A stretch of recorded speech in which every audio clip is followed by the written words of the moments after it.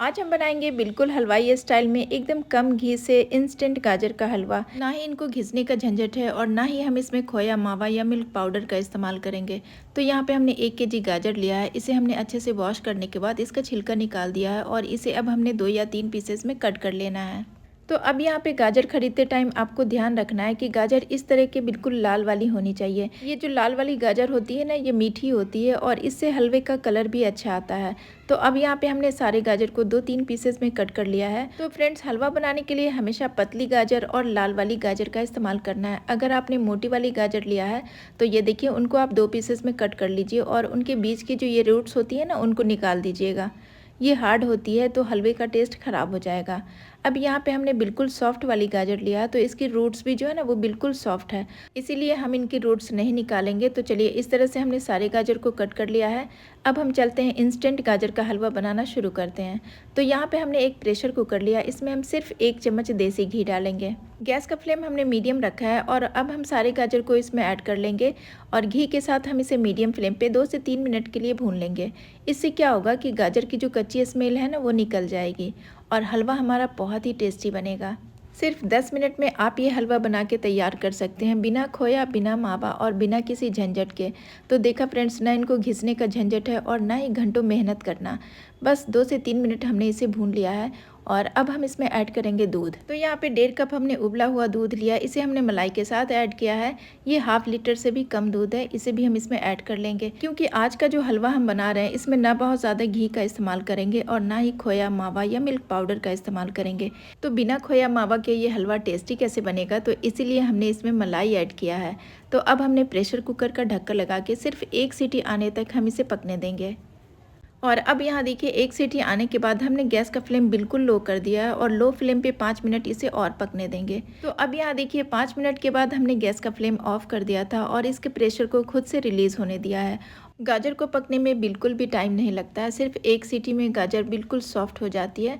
तो अब यहाँ देखिए, गाजर कितने अच्छे से सॉफ्ट हो गई है, बहुत ही आसानी से ये मैश हो रही है। तो बस अब आपको कुछ भी नहीं करना है, गाजर को यहाँ पे मैश करना है। तो इसके लिए आपको यहाँ पे सबसे पहले दूध को हल्का सा सुखा लेना होगा क्योंकि गाजर भी अपना ढेर सारा पानी रिलीज करती है। अब आप इसे मैश करने के लिए इस तरह की करछी का यूज़ कर सकते हैं या फिर इस तरह की घुटनी, या फिर आपके पास इस तरह का मैशर हो तो इससे भी आप मैश कर सकते हैं। अब यहाँ पे हलवे को बहुत ज़्यादा भी मैश नहीं करना है, नहीं तो ये मैशी सा हलवा हो जाएगा। हलवे में जब छोटे छोटे से टुकड़े रहते हैं तो वो देखने में भी अच्छा लगता है और खाने में भी टेस्टी लगता है। तो फ्रेंड्स, इस मेथड से आप हलवा बनाइएगा, बहुत ही टेस्टी बनता है। ना इनको घिसने का झंझट और ना ही खोया, मावा या बहुत ज़्यादा घी इसमें डालना है। बिना किसी झंझट के एकदम कम टाइम में, यकीन मानिए, ये बहुत ही टेस्टी हलवा बन के तैयार होता है। हलवे में आप यहाँ पे दूध की क्वांटिटी को कम भी कर सकते हैं, लेकिन इसमें मलाई ज़रूर से ऐड कीजिएगा क्योंकि आज के हलवे में ना हम खोया, मावा या मिल्क पाउडर का इस्तेमाल कर रहे हैं या बहुत ज़्यादा घी का भी इस्तेमाल नहीं कर रहे हैं। तो यहाँ पे आपको मलाई डालना एकदम ज़रूरी है, मलाई से ही हमारे हलवे में टेस्ट आएगा। तो चलिए, अब इसका सारा पानी सूख चुका है, तो इसी स्टेज पे हम इसमें डालेंगे चीनी। तो यहाँ पे हमने 150 ग्राम चीनी लिया है, यानी कि 1 कप से हमने थोड़ी कम चीनी का यूज़ किया है। आप चाहे तो यहाँ पे 200 ग्राम भी चीनी डाल सकते हैं, मीठा आप अपने अकॉर्डिंग कम या ज़्यादा कर सकते हैं। 1 kg गाजर में हमने 150 ग्राम चीनी डाला है। अगर आपको मीठा बहुत ज़्यादा पसंद है तो आप इसमें 200 ग्राम चीनी डाल सकते हैं। यहाँ पे गैस का फ्लेम लो और मीडियम के बीच में रखा है और इसे कंटिन्यू चलाते रहेंगे। चीनी जैसे जैसे इसमें मेल्ट होगी वो अपना ढेर सारा पानी रिलीज़ करेगी, तो आपको इस स्टेज पे चलाते रहना है और इसके पानी को सुखा लेना है। हलवे को चीनी के साथ जैसे जैसे भूनेंगे ना, इसका कलर चेंज होता जाएगा। तो अब हम इसी स्टेज पे इसमें थोड़े से ड्राई फ्रूट ऐड कर देते हैं। यहाँ पे हमने थोड़े से काजू और बादाम को कट करके डाल दिया है। ड्राई फ्रूट आप अपनी पसंद से जो भी इसमें ऐड करना चाहते हैं डाल दीजिएगा। और थोड़ा सा हमने फ्लेवर के लिए इलायची पाउडर ऐड किया, ये हमने 1 पिंच डाला है केसर। केसर का फ्लेवर गाजर के हलवे में बहुत ही अच्छा आता है। तो अब बारी आती है गाजर के हलवे को हलवाइयों जैसा टेस्ट देने के लिए। यहाँ पे हम 2 चम्मच देसी घी ऐड करेंगे और इसको हम बिल्कुल लो फ्लेम पे थोड़ी देर के लिए भून लेंगे।